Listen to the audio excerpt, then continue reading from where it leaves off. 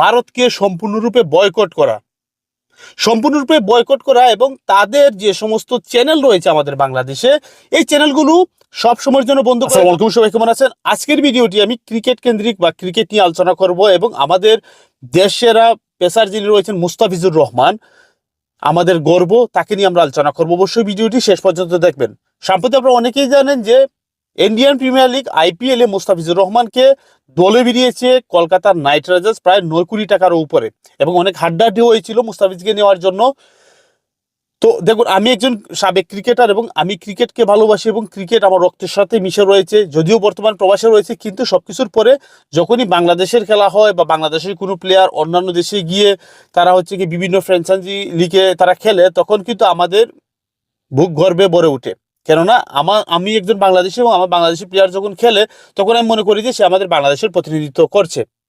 সম্প্রতি আপনারা অনেকেই জানেন যে বাংলাদেশ এবং ভারতের মধ্যে একটি টানাপোড়েন চলছে এবং এটি সম্পূর্ণ রাজনৈতিক বিষয়। কিন্তু আমি দেখতে পাচ্ছি যে বর্তমানে বিভিন্ন সোশ্যাল মিডিয়াতে, বিশেষ করে ভারতীয় যে মিডিয়াগুলো রয়েছে, তারা কিন্তু বাংলাদেশ ভারতের যে রাজনীতিক যে টানাপোড়েনটা চলছে সেটিকে আসলে ক্রিকেটের মধ্যে নিয়ে এসেছে। যদিও কিন্তু এটা কখনোই কাম্য নয়। ক্রিকেট আলাদা এবং স্বাধীন একটি বিষয়, কিন্তু ভারতীয় কিছু হিন্দুত্ববাদী সংবাদ মাধ্যম এবং ভারতীয় যে গদি মিডিয়া রয়েছে তারা কিন্তু সবসময় বাংলাদেশকে ছোট করার জন্য বিভিন্ন ধরনের কথাবার্তা বলছে। এমনকি দেখতে পেলাম যে বাংলাদেশকে বিকারি রূপেও কিন্তু তারা সেখানে তুলে ধরছে যে বাংলাদেশ বিকারি দেশ, এবং কি তারা এমন মিডিয়াতে কথা বলছে যে এই 9 কোটি রুপি দিয়ে নাকি বাংলাদেশ উদ্ধার হয়ে যাবে, তারা তাদের ঋণ পরিশোধ করে ফেলবে। যদিও ভারতীয় মিডিয়া বা ভারতবাসী কিন্তু তারা নিজেও জানে না যে বাংলাদেশ কিন্তু ভারতের চেয়ে কিন্তু অনেক এগিয়ে রয়েছে আর্থিক দিক থেকে। তো যাই হোক, ওই সমস্ত বিষয় নিয়ে আমি আলোচনা করবো না। আমি একটা কথাই বলতে চাই, এখানে আমি একজন ক্রিকেট প্রেমী হয়ে আমাদের বাংলাদেশে বিভিন্ন জার্নালিস্ট রয়েছেন, বিশেষ করে যে রিয়াসত আজিম ভাইয়ের কথা বলে, উনি কিন্তু সাহসী সাংবাদিক, সবসময় কিন্তু ক্রিকেট নিয়ে কিন্তু আলোচনা করেন, বিভিন্ন প্লেয়ার নিয়ে এবং বিশ্লেষণ করেন। আমাদের সামি ভাই রয়েছেন বা নট আউট নুমান ভাই রয়েছেন। তো আপনাদের উদ্দেশ্যে আমি একটা কথাই বলবো, বা বাংলাদেশে যে মিডিয়া রয়েছে, আমরা আমাদের প্লেয়ারকে যদি সেখানে না খেলাই রে ভাই, এখান তো কোনো কিছু হবে না। এমন কোনো কিছু হয়ে যাবে না যে আমাকে ভারতে গিয়ে খেলতেই হবে আইপিএল এর মতো একটা ফ্র্যাঞ্চাইজি, যেখানে না খেললে যে আমার এমন কিছু হয়ে যাবে, এটা তো তেমন মানে ফরজ কাজ না। আমি একজন প্রবাসী হিসাবে আমি বলতে পারি, দেখেন ভারতীয় উগ্রতা, আমি প্রবাসী হিসাবে কিন্তু আমার সাথেও কিন্তু বা আমাদের যারা প্রবাসীরা রয়েছে তাদের সাথেও কিন্তু প্রায় সময় দেখা যায় যে ভারতীয় নাগরিক বিভিন্ন পোস্টার রয়েছে, তারাও কিন্তু আমাদেরকে আসলে অন্যভাবে দেখে এবং সবসময় কিন্তু আমাদেরকে নিচু করে রাখতে চায়, যেটি কিনা ভারতীয় মিডিয়া সবসময় বাংলাদেশকে এরকম করে রাখছে। এবং সবসময় কিন্তু ভারতীয় মিডিয়াতে আমাদের বাংলাদেশের অবস্থান কিন্তু এরকম একটি অবস্থা রয়েছে যে জ্বালাও পোড়াও, আমাদের বাংলাদেশে অশান্তি লেগেই রয়েছে। তো এটা হচ্ছে তাদের ন্যাচারাল একটি বিষয়, তারা কিন্তু সবসময় এটা করে। তো আমার আজকে ভিডিওটি করার উদ্দেশ্য হচ্ছে গিয়ে, আমরা আমাদের প্লেয়ারকে সেখানে দেব না, তারা নেক না নেক। অলরেডি সে নিলামে, যেহেতু কেকেআর হয়ে মুস্তাফিজুর রহমানকে তারা 9 কোটি রুপি দিয়ে নিয়েছে। কিন্তু আজকে যে আপডেটটি আমি দেখলাম যে বিসিসিআই, ভারতীয় ক্রিকেট বোর্ড, যারা কিনা ভারতকে প্রতিনিধিত্ব করে, তারাই যখন একটা ক্লাবকে তারা বলে দেয় যে এই প্লেয়ারকে আমি চাই না, ওই প্লেয়ারকে আমি নেব না, তখন আসলে বিষয়টা আর ক্রিকেটের মধ্যে নেই, এটা রাজনীতিক বিষয়।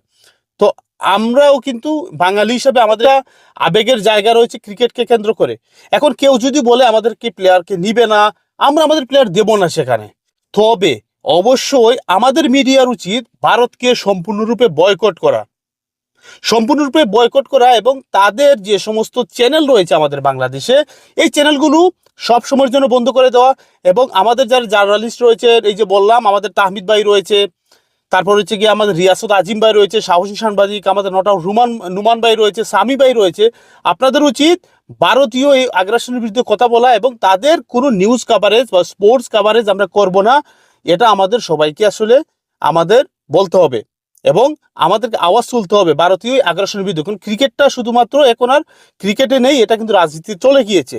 তো আমি আমার অবস্থান থেকে কিন্তু আমি আমার প্রতিবাদ জানালাম এবং আপনারা আপনাদের জায়গা থেকে প্রতিবাদ জানাবেন। এবং বাংলাদেশ সরকারের উদ্দেশ্যে বলবো যে ভারতীয় যে সমস্ত টিভি চ্যানেল রয়েছে সেগুলো বন্ধ করে দেওয়া হোক, বাংলাদেশে কোনো সম্প্রচার চলবে না। কারণ তারা যদি আমাদের সম্বন্ধে এরকম কথাবার্তা বলে, আমাদের প্লেয়ারকে তারা নিয়ে যা ইচ্ছা তাই বলবে, বিসিসিআর মতো একটি বড় মানে সংগঠন, ক্রিকেট সংগঠন, তারা যদি বলে যে আমাদের বাংলাদেশের প্লেয়ারকে তারা খেলাবে না, নোটিশ দেয় একটা দলকে, তো আমরা কেন ভাই ভারতকে সাপোর্ট করব?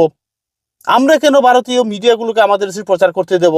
তো আশা করছি যে বাংলাদেশ সরকার খুব শীঘ্র এই বিষয়টি আলোচনা করবে এবং ভারতীয় মিডিয়াকে বয়কট করবে, এবং আশা করছি যে আমার সাথে অনেকেই কিন্তু একমত হবেন। ভালো থাকবেন সবাই, ভিডিওটি বেশি বেশি করে শেয়ার করে দিবেন এবং অবশ্যই আমাদের এই বিষয়টি নিয়ে সবাইকে গর্জে উঠতে হবে। আসসালামু আলাইকুম।